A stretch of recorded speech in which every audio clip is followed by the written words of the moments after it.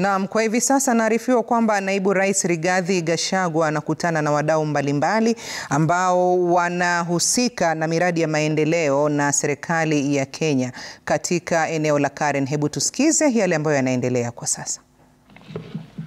Excellencies, ladies and gentlemen, today we shall share with you our development agenda and invite you to align your funding priorities accordingly as we set to unlock the bottlenecks that may exist on both sides.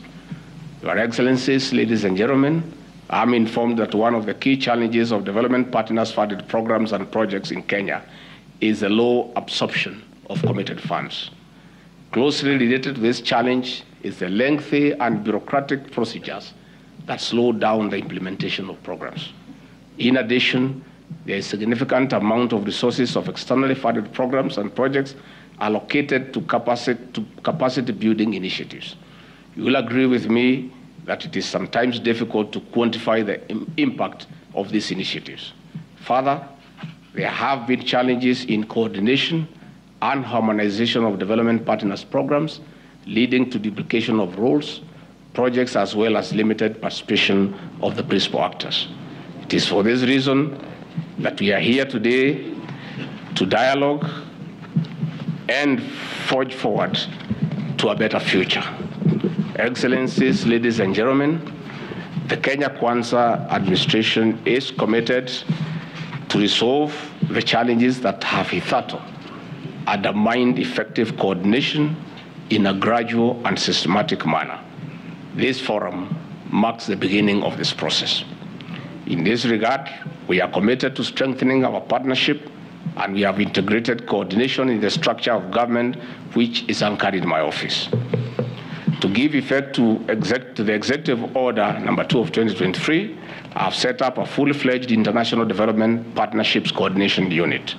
In line with the one government approach, I have identified liaison experts from the Ministry of Foreign Affairs and from the Ministry of Foreign and Diaspora Affairs, Office of the Attorney General, and the National Treasury and Economic Planning to join the unit. This will ensure that externally funded projects are delivered on time and within budget. Excellencies, ladies and gentlemen, in this forum, we seek the endorsement of a revamped coordination framework which has been jointly developed with our partners and which we hope will guide our cooperation going forward. The key foundation of this framework is the joint sector working groups, which are co-chaired by the principal secretaries and development partners.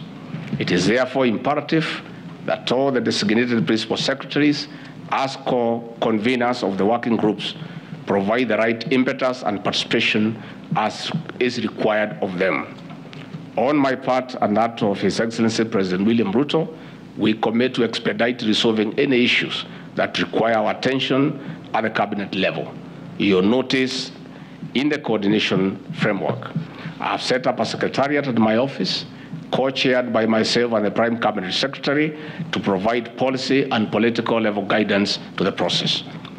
Excellencies, ladies and gentlemen, in conclusion, this forum marks the beginning of a new trajectory that defines our common endeavors and aspirations as partners. It is my expectation that this forum will conclude with a good commitment and focus on results, because what gets measured gets done. I invite you to network through the informal session that follows immediately after these formal deliberations. I wish you honest and fruitful deliberation in today's forum. And before I call the co-chair of the DPF to make his remarks, I just wanted to make one addition in matters El Nino and the situation we are in today. I want to thank our development partners and humanitarian agencies for the support that you continue to give the people of this country in intervening at this very difficult time. I wanted to make a clarification because it's important that we do so. During our last consultation in this very residence, we did agree on a coordination framework between the national government, the county governments, and our development partners.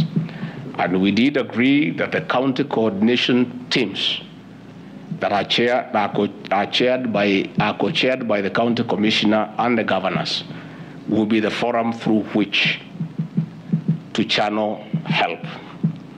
We did appeal to our development partners to upscale their level of assistance, and I'm grateful that that continues to flow. We did commit as national government to set aside funds for this intervention.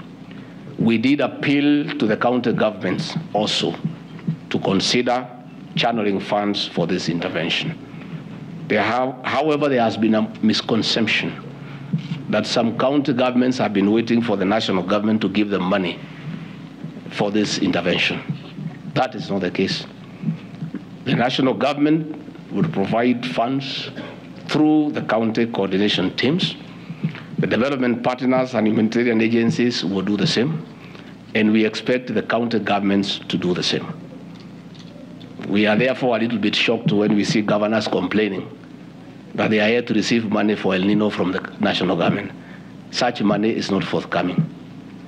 They are expected to use emergency money within their financial provision and to reallocate money within their budget to intervene for the people that they govern. I therefore want to thank many county governments. We have seen very serious intervention in the county government of Wajir, Mandera, Garissa, Kwale, Busia, where the county governments had set aside funds to complement what the national government and the development partners are doing. I want to urge and request other counties to do the same within what they have from the shareable revenue, the emergency component, and whatever else they are able to reallocate to commit funds to assist victims of flooding and to see what other interventions that they'll make.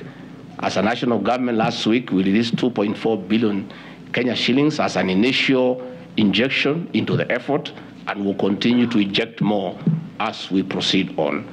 I once again thank our development partners and ask them to continue supporting the El Nino interventions to make sure that there is no loss of life, destruction of property, and people who are in distress are assisted in good time. I now want to take this opportunity to give the floor to the DPF co-chair, Ambassador Martin Broer of Netherlands, to make this statement. Your Excellency.